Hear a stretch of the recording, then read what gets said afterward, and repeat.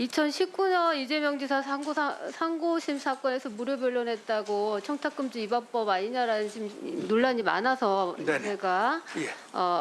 질문을 좀 드리겠습니다. 네네. 후보자님은 헌법재판관까지 지내신 법률가로서 네. 공직자 등에게 1회 100만 원 이상 경제적 이익을 제공하면 네. 청탁금지법 위반에 해당될 수 있다는 사실을 잘 알고 계시죠? 네.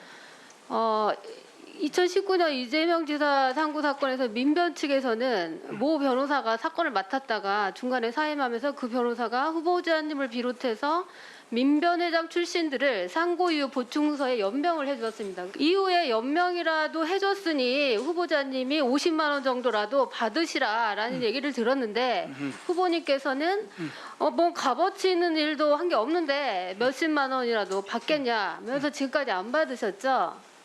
예. 예. 그렇습니다. 그렇다면 후보자님 이름만 올려주는 게 100만 원을 넘는다고 생각하셨다면 청탁금지법 위반이 될 수 있으니까 수임료를 받으셨겠죠. 저는 수임료를 금액과 안 받으신 관련해서 거죠? 예. 는 사실은 생각을 해본 적이 없습니다. 저는 그러니까 아예 돈을 받을 생각을 안 하신 그렇습니다. 거죠? 예. 저는 결론적으로는 100만 원 이상이건 이하건 관계없이 청탁금지법에서 규제하는 예. 그 후보님 행위에 저는 예. 해당되지 않는다고 사실 생각하고 있습니다. 그래요. 청탁금지법 8조 3항 5호에서 같은 단체 소속 구성원 등 공직자와 장기적 지속적 친분 관계를 맺고 있는 사람이 어려운 처지의 공직자를 돕는 경우에는 처벌하지 않는다. 그러니까 여기에도 해당이 되고 그리고 이거는 또 청탁금지법상 사회상규에 따라 허용되는 것에도 예. 됩니다. 네네. 그렇게 법적인 판단들을 다 하셨다는 거잖아요. 존경하는 위원님 말씀하신 그 부분에다가 저는 그 청탁금지법이 가장 기본적인 그 대전제로 밑에 깔려 있는 것이 직무 관련성이라는 개념이 또 있거든요. 예. 저는 이거는 이재명 그 경기도지사직 쪽에서 바라보더라도 직무 관련성이 없고 제 쪽에서 보면 실은 저는 이게 거의 탄원서 성격이라고 그 당시에 생각을 했습니다. 탄원서에 연명해서 내는 정도다. 탄원서를 써주신 적도 없잖아요. 탄원서 성격의 이번 상고이소 서면이 들어갔던 것이죠. 사회적인 약자를 위해서 평생을 사셨다고 청문 보고서에도 나와 있고 본인도 그렇게 얘기를 하셨는데 그럼 인권 변호사란 말이죠. 그러면 지금 형이나 형수의 인권이 엄청나게 침해가 됐어요. 그렇다고 한다면 이 사건을 맡을 때에 형수나 형한테 욕설에 대해서 들어보신 적이 있습니까? 저 실은 들어본 적이 없습니다. 그러면 변호사로서 인권을 위해서 살았는데 형이나 형수를 정신병원에 강제 입원을 했고 이분들이 욕을 하면서 엄청난 사회 문제가 지난 경기도지사 선거에서부터 문제가 된 사항을 확인도 안 하고 어떻게 이분을 인권 변호사인데 인권 침해당한 사람이 있는데도 불구하고 이 사건을 맡을 수 있습니까? 이중적 삶이 아닙니까? 제가 변론을 맡았던 사건은 그 친형 강제 입원을 시킨 것이 사실이냐? 거기에 이 지사가 개입한 것이 사실이냐라고 하는 걸 다투는 사건이 아니었고요. 일반인이 이런 사건이 있었을 때 본인은 아무런 조건 없이 이 사건을 변호해 주실 의향이 있습니까? 만약에 이 지사와 이 지사의 그 형수 이런 분들하고의 분쟁 사건이었다라고 하면 저는 저한테 맡기지도 않았겠습니다만 저도 맞는 거를 아마 제고했겠죠. 제가 저 상고심 사건 변론했던 그 사건은 저는 쟁점이 그게 아니라고 생각을 했고 저는 그 형과 형수 뭐 이런 분들과의 관계는 저한테는 관심 대상이 아니었습니다. 제가 알 수도 없었고. 우리 저 후보자님은 이 전 헌법재판관이고 또 소장 권한대행까지 하셨죠. 예.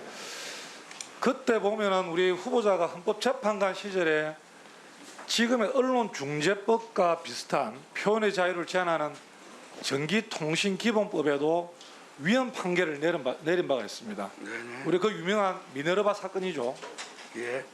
오늘 어떻게 처리될지 모르겠지만은 언론중재법에 대해서 우리 후보자님은 어떻게 생각하시죠? 이거 저 표현의 자유를 위축시키는 언론재갈법이라는 데 동의하십니까? 언론 재갈법이라고 하는 표현의 동의 여부는 저로서는 좀 답변하기가 성급한 문제인 것 같고요. 언론중재법 일부 개정 법률안에 대한 저희 기본적인 생각을 말씀드릴 수는 있겠습니다. 말씀해 주시고요. 기회를 주시면. 네. 예. 저는 본래 언론 표현의 자유에 대해서는 그 가치를 높이 두고 있는 사람이고요. 그래서 좀 전에 말씀하신 미네르바 사건 이런 것도 다 그런 취지에서 저희 접근 방향을 선택했던 것이고요. 이번 언론중재법 개정안에 대해서 저는 기본적으로 그렇습니다. 허위 보도 그리고 무책임한 보도 언론이 그런 것에 의해서 실제 피해가 발생한 사례는 사실 여러 번 있어 왔고요. 그다음에 그런 피해가 일단 발생한 경우에 그것으로 인한 배상을 구하거나 하는 것은 실제로 또 쉽지 않다는 점 때문에 그런 것들이 오래 쌓여 있는 동안에 징벌적 배상 방법을 도입하는 것이 어떤가 하는 논의 자체는 있어 온 지 오래됐습니다. 그래서 동의하신다는 거예요? 예, 이런 기본적인 발상에 대해서는 저는 공감을 하는 바가 있고요. 그런데 다만 이제 그런 우려에서 시작을 해서 실제로 법안을 성안할 때는 굉장히 또 어려운 과정을 거쳐야 됩니다. 신중히 검토해야 된다는 이런 입장이시죠? 그렇습니다. 그렇습니다. 예. 후보자가 인권위원회 위원장이 되셔가지고 네. 인권위원회 차원에서 국민의 기본권을 심히 제한할 수 있는 상정된 언론중재법에 대해서 인권위 차원의 강력한 권고 메시지를 내보내야 된다 생각하시는데 그게 할 수 있겠습니까? 토론 과정에서 정말 어떤 훌륭한 접점이 찾아지기를 정말 국민의 한 사람으로 간절히 기다리고 있는 입장이고요. 그래서 만약에 그 이전에 어떤 결론이 나와서 국민들에게 어떤 그 형체가 있는 존재로 딱 됐을 경우 제가 인권위원회 위원장이 돼서 그걸 검토할 기회가 주어진다고 하면 허심탄회하게 저희 인권위원회의 그 입장을 잘 정리해서 제시할 용의가 충분히 있습니다.